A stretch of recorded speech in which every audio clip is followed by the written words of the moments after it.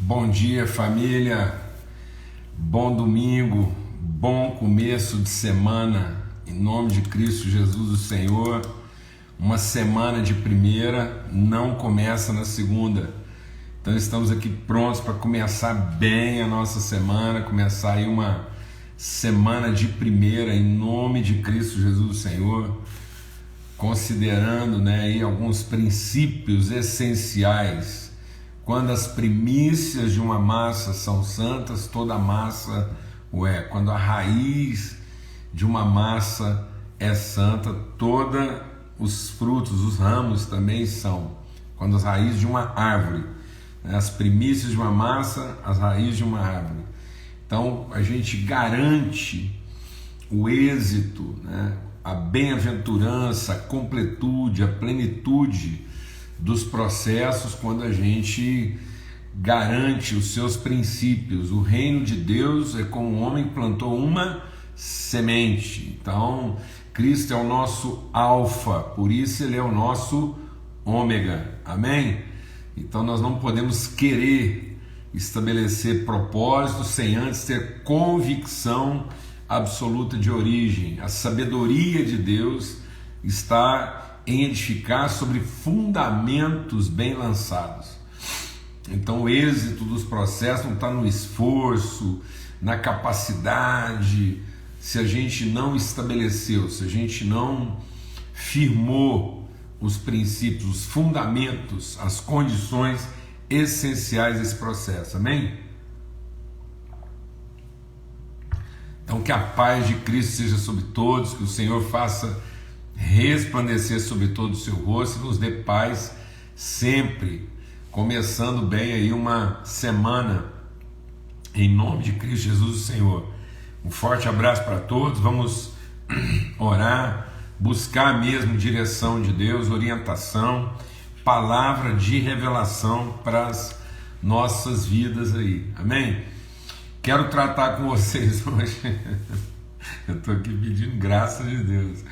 Eu quero tratar com vocês hoje sobre um princípio mesmo assim, desafiador na nossa vida. E vou te pedir uma coisa. Vou pedir que você medite sobre isso durante a sua semana, várias vezes. Vai estar gravado e a gente vai deixar disponibilizado aí. Então você vai compartilhar com a gente hoje. E se possível, hoje à tarde ainda, você dá mais uma meditada sobre isso e quantas vezes na semana for necessário. Eu estou pedindo graças a Deus que a gente consiga tratar disso em 20 e poucos minutos aí, meia hora. É um assunto que envolve uma certa complexidade, é muito simples, mas exige de nós assim, todo princípio é simples, mas ele vai de encontro a muitas formas de pensamento equivocadas, hoje em dia, tá bom? Vamos orar e vamos pedir orientação, graça de Deus mesmo aí na nossa vida. Pai, muito obrigado pelo teu amor, obrigado pela tua bondade, tua misericórdia renovada sobre a nossa vida.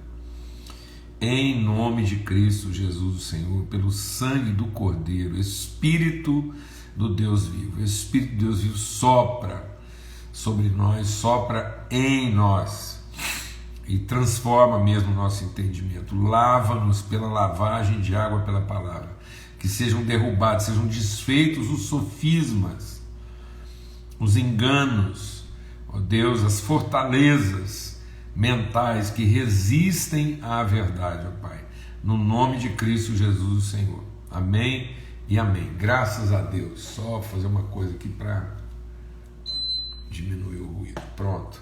Abra sua Bíblia lá na carta de Paulo aos Coríntios, 1 Coríntios, no capítulo 14. 1 Coríntios, capítulo 14. E medita sobre isso. Mas medita até que isso seja assim, uma convicção, seja um entendimento. Não lida com isso que a gente vai compartilhar aqui hoje assim, de maneira superficial. Porque veja o que Paulo está dizendo aqui em 1 Coríntios. Aqui em 1 Coríntios, no capítulo 11, 12, 13, Paulo está fazendo uma... Lembra, a gente já meditou aqui, ele vem lá do capítulo 11, vem falando sobre a questão de como a ceia, né, ficou corrompida, a compreensão da mesa ficou corrompida, e essa compreensão está causando uma degeneração no entendimento. Ele diz: olha, as vossas reuniões, ele está falando para a igreja, vossas reuniões vão fazendo mais mal do que bem. Aí ele fala sobre isso, aí ele entra nos dons espirituais, ele vai falar do que são os recursos, né? A instrumentalidade, as capacidades espirituais que Deus concedeu à igreja para que ela exerça sua vocação e seu ministério, a forma como nós somos equipados, preparados, dotados por Deus, para que ninguém tenha desculpa. Então ele está falando primeiro da significação das nossas relações. Nossas relações precisam ser significadas no seu verdadeiro propósito. Aí ele fala de que todos já receberam dons para exercício dessas vocações nas relações. Aí ele fala da essência, né, daquilo que é a condição primeira, essencial da vida cristã, que é o amor. Então ele diz: olha, se não for movido de amor, não tem dom, não tem nada. Então nada, e uma boa pregação, um milagre, uma oferta sacrificial, nada. Nenhum tipo de sacrifício, nenhum tipo de mensagem, nenhum tipo de operação prodigiosa vai ter sentido se não for uma expressão, se não for gerado, se não for concebido, se não tiver a carga essencial do amor. Aí, no capítulo 14, ele diz assim: sigam o amor e procurem com zelo os dons espirituais. Então ele está colocando tudo no lugar. Ele está colocando que o sentido da vida é a comunhão. Ele está dizendo que a natureza dessa comunhão, dessa relação, é o amor, e que todos, indistintamente, todos receberam e têm à sua disposição competências, habilidades para revelar essas virtudes próprias do amor de Deus. Então, a bondade, a benignidade, todas as características desse amor podem ser manifestas através das ferramentas. Então ele está dizendo: então agora faz o seguinte, você siga o amor. Então o amor é a orientação, ele é a condição primaz, essencial. E aí nós vamos buscar conhecer de Deus os dons que ele já concedeu. E aí dentro dos dons ele diz assim: procure os dons, mas principalmente, essencialmente, primariamente, o dom de profetizar. Então ele está falando que a essência da nossa vida, a essência de tudo na vida, da nossa relação com as pessoas, de tudo aquilo que a gente faz, tem que ser o amor. Se não for gerado em amor, nada tem sentido. E a característica, o caráter, a expressão tem que ser profética. Então, eu tenho dons, e eu posso ter qualquer dons, mas é essencial, e aí nós vamos entender isso, esses dons são linguagens, são formas de expressão. E ele está dizendo o seguinte: mas se não houver um caráter profético na minha forma de comunicar, então os dons são instrumentos de comunicação. E aí por isso que muita gente acha que Paulo está aqui comparando, né, apenas o dom de profecia com o dom de línguas. Não, ele está dizendo o seguinte: porque como o dom de línguas é os gemidos inexprimíveis, é o dom mais elementar, né? Às vezes nós não sabemos pedir como convém, então o Espírito intercede por nós com gemidos inexprimíveis. Então ele está dizendo assim, ó: pois quem fala em línguas não fala para as pessoas, mas fala para Deus. Então o dom, esse dom dito de línguas, né, línguas estranhas, que são gemidos, são formas, são linguagens de alma, na nossa relação desafiadora, muitas vezes angustiante. Então, na minha condição angustiante de comunicar com meu pai, muitas vezes eu não sei me expressar como convém, então o próprio Espírito movimenta-se dentro de mim com gemidos inexprimíveis, até mesmo incompreensíveis para mim, mas compreensíveis na relação com meu pai. Então ele diz: quem fala em línguas não fala para pessoas, mas fala para Deus. Ninguém o entende, pois por meio do Espírito fala mistérios. Intercede, comunica-se com Deus com gemidos inexprimíveis, muitas vezes incompreensíveis até para quem está gemendo, para quem está falando. Então, Paulo diz que esse é o dom mais elementar, é o dom básico. Esse aí todos podem desfrutar disso. Mas ele está falando que intencionalmente, aquilo que afeta a minha intencionalidade, aquilo que traduz meu entendimento de vocação, de ministério, é o dom de profecia, porque ele fala: o que fala em línguas a si mesmo se edifica, mas o que profetiza edifica a igreja. Então, em outras palavras, nós podemos dizer o seguinte, que todos os dons ministeriais, qualquer que seja ele, dom de milagre, dom de hospitalidade, de operar sinais, dom de fé, todos os dons, todos os que ele lista lá, os dons que Paulo fala lá em 1 Coríntios 12, né?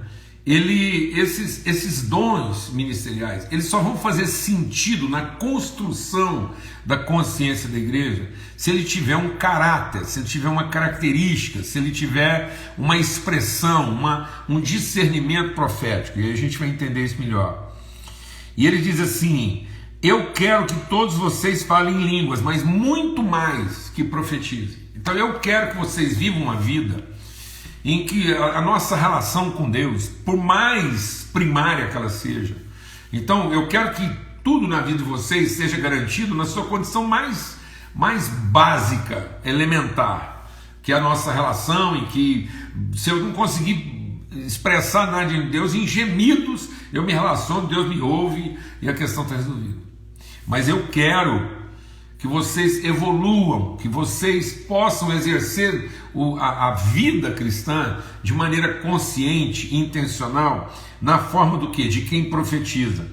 Pois quem profetiza é superior. E aí superior não é mais importante, não é de um nível, não. É superior no sentido da maturidade, no sentido da consciência. Então, entender o caráter profético da nossa vocação é amadurecer de maneira consciente e intencional naquilo que é o propósito de Deus para a nossa vida. Nós vamos chegar lá melhor daqui a pouco. Pois quem profetiza é superior, a não ser que aquele que está gemendo com linguagens estranhas seja capaz de traduzir isso de maneira consciente, inteligível, para que a igreja receba edificação. Então, ele está dizendo o seguinte, que o propósito maior é que eu possa sair de um nível instintivo, intuitivo, eu posso exercer os dons. Eu posso exercer todos os dons de forma o quê? Instintiva, com gemidos inexprimíveis. Eu posso exercer os dons de maneira intuitiva.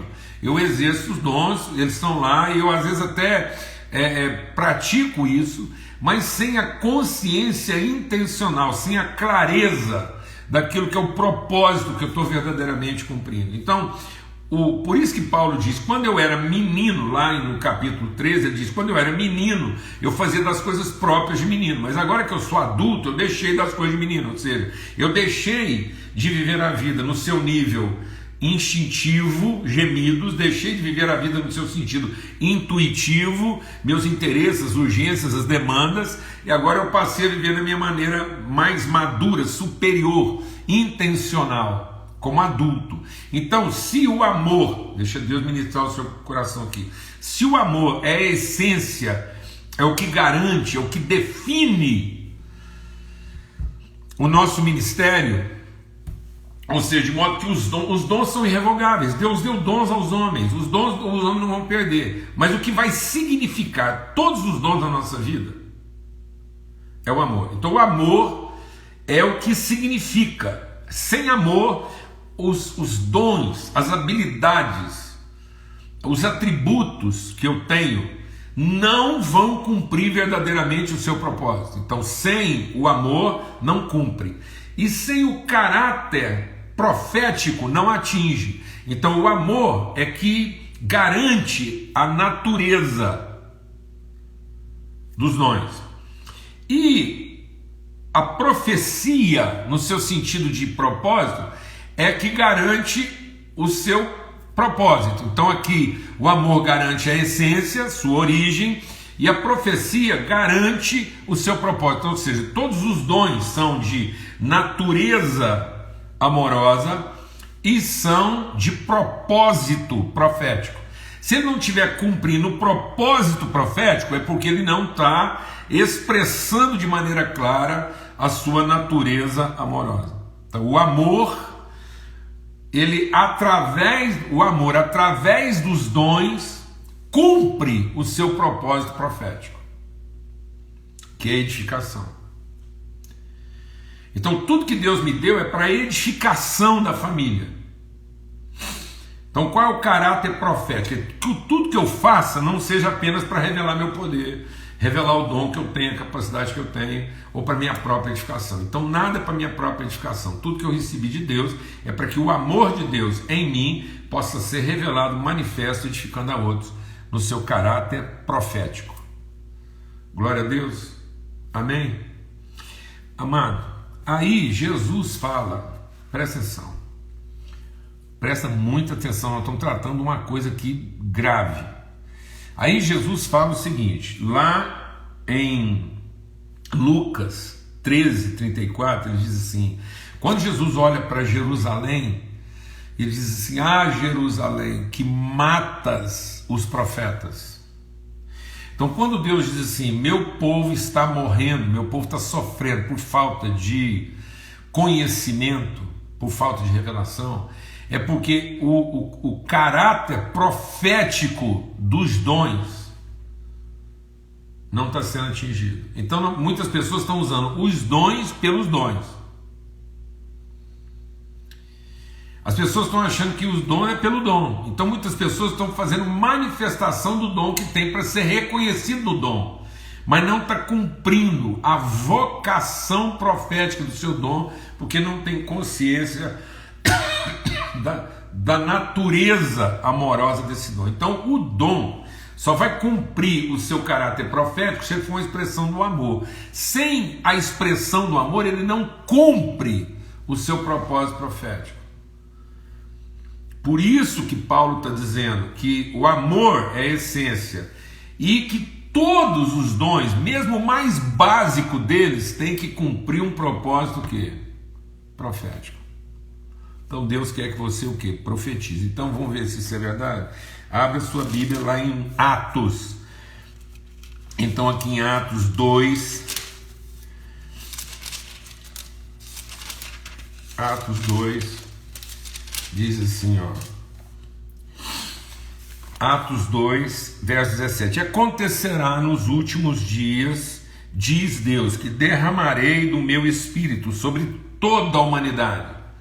Então o Espírito vai ser derramado sobre toda a humanidade, para transformar nossos filhos e filhas em quê? Em profetas. Ele diz assim, os filhos e as filhas de vocês profetizarão, os vossos jovens terão visões, e os vossos velhos sonhos. Até sobre os meus servos e sobre as minhas servas derramarei o meu Espírito naqueles dias, e eles profetizarão. Então, o que é a principal manifestação? Deixa Deus ministrar o nosso coração aqui, amado. O que é a principal manifestação? O que o Espírito Santo vem fazer conosco? Transformar todo filho e filha de Deus, todo homem e mulher de Deus em um profeta para a sociedade. Então a principal característica da plenitude do Espírito Santo em nós é nos convencer a respeito do amor de Deus, E uma vez convencidos a respeito do amor de Deus pelo Espírito Santo de Deus, que testifica que nós somos filhos, nós nos tornamos uma expressão profética desse amor em tudo aquilo que nós fazemos. Então todos os dons e habilidades que eu recebi da parte de Deus, todos os dons e habilidades que eu recebo da parte de Deus, é para que eu possa cumprir minha vocação profética e manifestar o amor de Deus. Então, de que maneira o amor de Deus é revelado? Na medida em que ele me torna uma expressão profética desse amor, de modo que eu possa ser uma tradução compreensível do amor de Deus em tudo aquilo que eu falo, de modo que todas as línguas que eu fale não sejam estranhas. Se eu falo a língua da bondade, se eu falo a língua do serviço, se eu falo a língua do milagre, se eu falo a língua da pregação, se eu falo a língua da doação, do sacrifício, se eu falo a língua do louvor, se eu falo a língua da hospitalidade, qualquer língua que eu fale, ela possa ser uma linguagem compreensível e profética que revela o amor de Deus na vida daquele que a ouve, de modo que aquilo que eu faço não é uma língua estranha que edifica só a mim mesmo. Então eu não estou fazendo nada para minha própria edificação, eu estou fazendo tudo para a edificação das pessoas, porque Deus me levantou como uma expressão profética do seu amor em tudo aquilo que eu faço. Por isso que Paulo continua lá aos Coríntios, ele diz assim, se você depois for meditar sobre isso lá, continua lendo lá o capítulo 14 de Coríntios, ele diz aqui assim, peraí, então aqui em 1 Coríntios 14, ele diz assim, ó, a partir do verso 22, ele diz, portanto, as línguas constituem um sinal, não para os que creem, mas para os que não creem. Então essas coisas tudo, esse tanto de dom que a gente faz, de operar milagre, essas coisas tudo que às vezes as pessoas ouvem, veem, a gente não entende, aquilo é um sinal para o incrédulo, porque o incrédulo ele fica impactado com o extraordinário. Mas ele está dizendo o seguinte, mas o dom profético ele não é para os que não creem, mas para os que creem. Então, uma vez que a pessoa crê, ela passa a ser um entendedor, ela passa a receber o discernimento profético daquilo que nós estamos. Assim, se toda a igreja se reunir no mesmo lugar e todos se puserem a fazer coisas, falar línguas, se uma igreja reúne e todo mundo está preocupado em edificar a si próprio e usar o seu dom para a sua própria edificação, isso vai ser uma língua estranha. E aí, quando as pessoas entrarem, elas não serão instruídas. E aí elas vão dizer que nós estamos loucos. Porém, se todos profetizarem, se todos forem uma expressão tradutível, compreensível, tudo aquilo que eu faço é uma expressão, uma tradução do amor de Deus, então aquele não crente que entrar ali, o não instruído, ele será convencido por todos, julgado por todos, os segredos do coração dele se tornarão manifestos, e assim ele se prostrando com do rosto em terra adorará a Deus. E aí Paulo, por isso eu quero que vocês falem, eu prefiro falar 5 palavras que produzam entendimento do que 10.000 que seja uma língua estranha para os outros. Eu vou falar uma coisa para vocês, irmãos. Parece que hoje nós estamos preferindo falar 10.000 palavras que as pessoas não entendem só para falar da nossa espiritualidade do que falar 2 ou 3 palavras que alguém consiga entender e que revele de forma profética o amor de Deus na vida delas. Nós estamos preferindo manifestar de forma extravagante o quanto nós nos sentimos amados do que de forma consciente o quanto Deus amou as pessoas e ama as pessoas. A gente prefere celebrar a nossa alegria de estar sendo amado do que assumir a responsabilidade de traduzir muitas vezes esse amor na vida das pessoas. Nós preferimos preservar o nosso direito do culto do que garantir a responsabilidade do nosso ministério pedagógico de ensinar. Por isso que o povo está morrendo, porque falta conhecimento. E o povo está morrendo porque falta conhecimento, porque a religiosidade, Jerusalém, o que é a cidade edificada pelos homens para alcançar Deus. Jerusalém, Paulo chama Jerusalém presente de Babilônia, que é uma cidade, uma torre levantada para alcançar Deus. Então essa cidade, essa torre religiosa que nós estamos levantando, está confundindo as pessoas, porque está tirando o caráter profético e está transformando tudo aquilo que a gente faz numa língua estranha que só edifica a gente mesmo. Está me entendendo isso ou não? Então o que é o profético? O profético é a consciência do eterno. Então muitas vezes hoje, quando as pessoas falam de profecia, elas confundem o profeta com aquele que adivinha o futuro. Então muita gente hoje procura, deixa Deus ministrar o nosso coração, muita gente hoje está procurando o profeta para que o profeta adivinhe o futuro. Então as pessoas já associaram a ideia do profético ao futuro, como se o profeta fosse um adivinhador do futuro, um prognosticador. Então se você for lá em Deuteronômio 18, lá em Deuteronômio 18, Deus diz assim que ele abomina quem mata uma criança para fazer um holocausto, ele abomina o fraudulento mentiroso, e na lista das abominações está o adivinhador e o prognosticador. Então o profeta não é uma pessoa que fala do futuro, o profeta é a representação materializada do eterno, ele conhece Deus na sua eternidade. Então Deus, quando dá uma revelação para o profeta, ele não está revelando o futuro, ele está manifestando o eterno. Ele está falando daquilo que é o propósito eterno de Deus para o homem. Ele está revelando, ele está colocando dentro. Por que os segredos do coração do homem são manifestos? E aí o pessoal acha que o profeta é um adivinhador. Não, é porque uma revelação profética, ela traz discernimento, ela traz percepção, ela traz luz numa realidade de confusão, porque ela coloca uma expressão de eternidade dentro de um ambiente de temporariedade. Aquilo cria uma referência profética que traz iluminação a tudo aquilo que não está de acordo com essa eternidade. Quando Jesus conversa com a mulher samaritana, Jesus apenas falou para ela assim: esse aí que está com você não é seu marido. Aquela mulher falou: esse homem está adivinhando. Não, Jesus não está adivinhando, apenas o coração daquela mulher está sendo revelado, porque está ali diante dela uma referência absoluta do que é uma pessoa bem ajustada, em perfeita harmonia com aquilo que é o eterno de Deus. Então aquilo que não está de acordo com o eterno de Deus fica manifesto. Então todos os desajustes daquela mulher vão saindo para fora, vão se revelando na medida que há uma luz colocada no meio da escuridão. E as pessoas têm a tendência de achar que isso tem a ver com o futuro, com prognóstico, e não tem.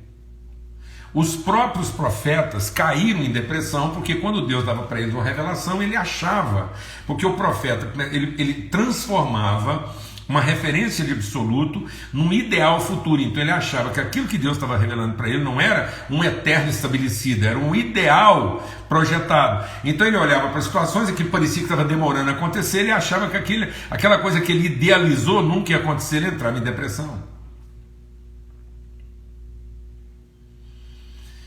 Então o que corrompe a pessoa? Vou te falar o que corrompe, vou te falar o que te corrompe. O que te corrompe, te desanima. A gente já falou sobre isso, mas agora vamos falar sobre isso numa perspectiva profética. O que me corrompe, o que me desanima, o que me abate, o que gera amargura no meu coração?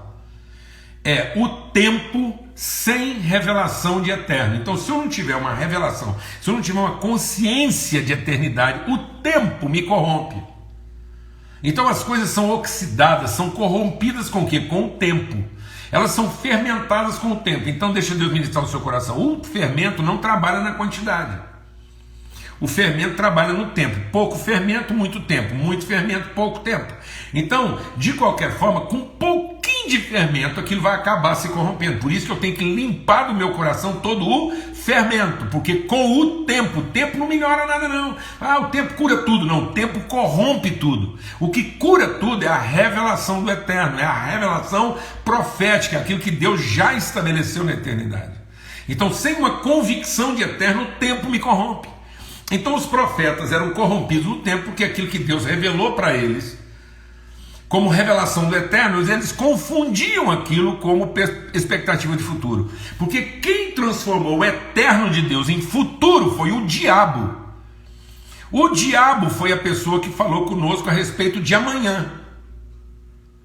Por isso que a sua ansiedade está associada a amanhã. Mas se você for visitado pela revelação profética, você passa a ter uma convicção de eterno, você não tem mais medo de amanhã.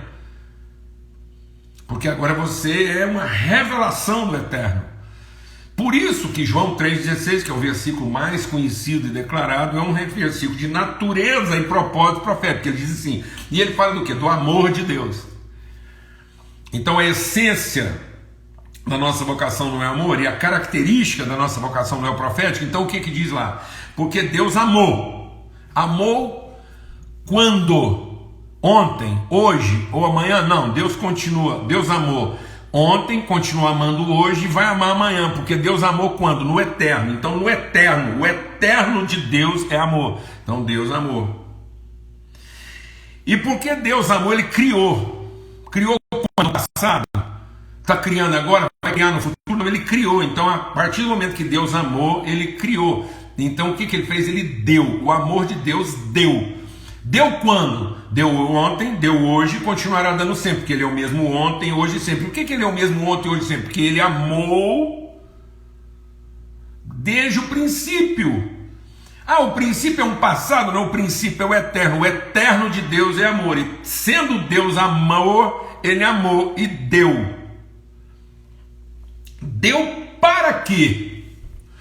Para que todo aquele que crê nessa revelação do amor, dessa revelação eterna do amor de Deus, comungue a sua natureza eterna. Então, para que todo aquele que nele crê tenha vida eterna, porque sem eternidade não é vida, é existência. Então tem muita gente, eu quero viver muito. Não, você tem que viver intensamente sua convicção de eternidade, porque quem vive intensamente não interessa se viveu muito ou pouco, porque viveu tudo. Então eu quero viver tudo, eu quero viver o eterno, não interessa quanto tempo isso seja. Glória a Deus, amor. Então não interessa por quanto tempo seja, eu estou vivendo uma vida na sua dimensão eterna. Eu sou uma expressão, onde eu chegar, eu sou uma expressão plena, eterna, incorruptível, independente de quanto tempo isso passa. Por isso que um homem de Deus, mesmo sendo velho, ele continua dando frutos, porque ele dá frutos segundo a sua eternidade, não segundo o seu tempo. Por isso que Paulo diz, quando eu conheci o amor, eu deixei de pensar o tempo e passei a ser uma expressão do eterno, profético. Então o profético é a expressão do eterno na comunidade, para que ela não se corrompa. Então por que a sociedade está se corrompendo? Porque ela está tentando encontrar a vida no tempo, porque a vida só é vida no eterno. Então, por falta de conhecimento do eterno, a sociedade se corrompe, porque ela está vivendo em função do amanhã, para compensar suas decepções de ontem. E quem vive tentando hoje compensar as suas decepções de ontem para criar uma expectativa de amanhã, se corrompe, envelhece, porque ele tem o fermento do tempo colocado lá no jardim do Éden, no dia em que então serás. Não, porque nós somos, não interessa quando, nós somos a expressão do eterno. Nós somos como nosso Pai, que é o mesmo eterno, ontem, hoje e será sempre. Amém, amado? E aí eu não posso terminar aqui sem dizer uma coisa. Como o dom é irrevogável, essa percepção de eternidade, mesmo sem você estar amando, estar conhecendo sua vocação, existe uma percepção, existe uma sensibilidade. Então o dom é irrevogável. Então o que acontece? Quando um profeta é corrompido pelos seus ideais de tempo, quando ele é desapontado porque ele não vê acontecer no tempo aquilo que ele imaginava ser uma revelação de ideal e não uma manifestação de eterno. Então, quando você idealiza, em vez de você assumir a expressão do seu eterno, você idealiza o seu futuro, isso pode te ferir, isso vai gerar em você um fermento de corrupção. E um profeta fermentado, ele se torna um crítico. Por isso que tem muito homem e mulher hoje. Então, como é que um profeta morre? Eu vou te falar como é que é o processo de morte de um profeta. Ele deixa de ser uma expressão de eterno e passa a ser um crítico do tempo. Ele começa a criticar tudo que está acontecendo. E porque ele é profeta, as críticas dele fazem sentido. Porque é um profeta criticando. Então nós estamos formando pessoas críticas. E o crítico, se não for curado, se não for salvo a tempo, o crítico vai fermentando. Então o profeta fermentou, virou o quê? Um crítico. O crítico fermentado vira o quê? Um cético. Ele começa a não acreditar mais que aquilo pode mudar. E um cético fermentado vira um cínico. Sabe o que é um cínico? Aquele que torce para tudo dar errado só para provar que lá no começo quem estava certo era ele. Então cuidado, porque há muitos profetas entre nós que estão se tornando críticos. E há alguns críticos entre nós que, adoecidos, estão se tornando céticos, já não acreditam. E há alguns céticos entre nós que estão perto de morrer porque estão se tornando cínicos. E você acha que eu estou exagerando? Paulo diz que nos últimos dias haveria uma onda de apostasia. E apostasia não é uma onda de incredulidade. Apostasia é uma onda de fé fermentada. Então as pessoas não vão deixar de crer. Não, elas vão inventar suas próprias crenças. Elas vão acreditar naquilo que elas querem acreditar só para provar que no fundo elas é que estão certas. E aí o profeta o quê? Está morto. E morto, ele fala uma língua estranha, que desgraçadamente agora já não edifica nem ele mesmo.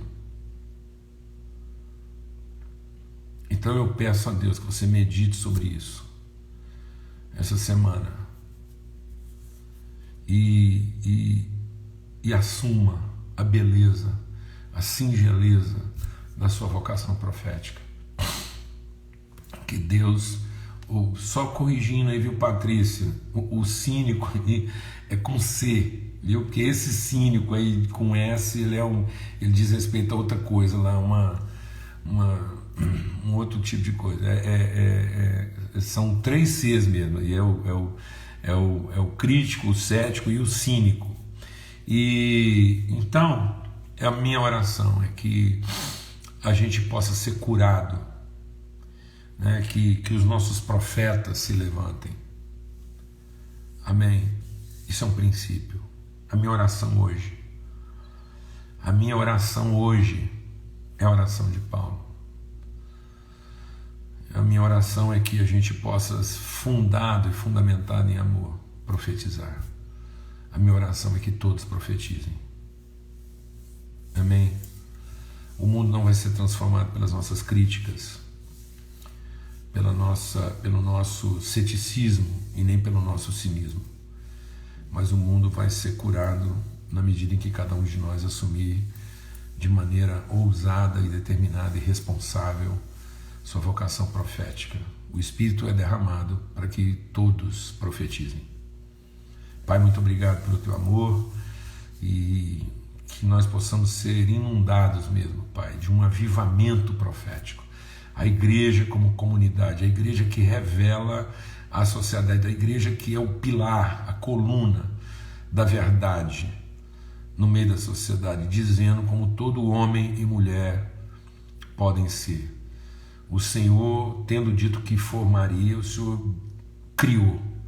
Quando o Senhor criou o eterno. E agora o Senhor está formando. Nós somos a expressão profética daquilo que o Senhor já criou na eternidade em Cristo Jesus. Nós somos gerados em Cristo Jesus na eternidade e através da nossa vida. Ó Deus, o Senhor está trazendo manifestação profética do que é ser um homem e uma mulher segundo o coração de Deus. No nome de Cristo Jesus, que o nosso coração seja renovado, que ninguém se desanime, que ninguém se corrompa, que ninguém fermente com as circunstâncias do tempo, porque nós temos uma revelação eterna a respeito de quem somos no Senhor, Pai, no nome de Cristo Jesus. Amém. Desculpa o tempo aí, a gente avançou um pouco, mas que o amor de Deus, o Pai, a graça, O que é a graça? A graça é a manifestação profética. Cristo encarnou de forma profética aquilo que todo homem e mulher, filho e filha de Deus podem ser. E a comunhão, o que é a comunhão? É a profecia. Deus profetizou que os seus filhos viveriam em comunhão pelo poder do seu Espírito Santo.